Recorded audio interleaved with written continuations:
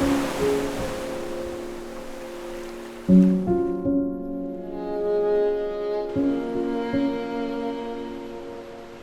here today as far east as we could go in Grand Bahama, looking at some of the devastation that hit from Hurricane Dorian. We're out here again in Grand Bahama thanks to all of our supporters and donors who really wanted to lend a hand and give back to the people of Grand Bahama after this devastating storm.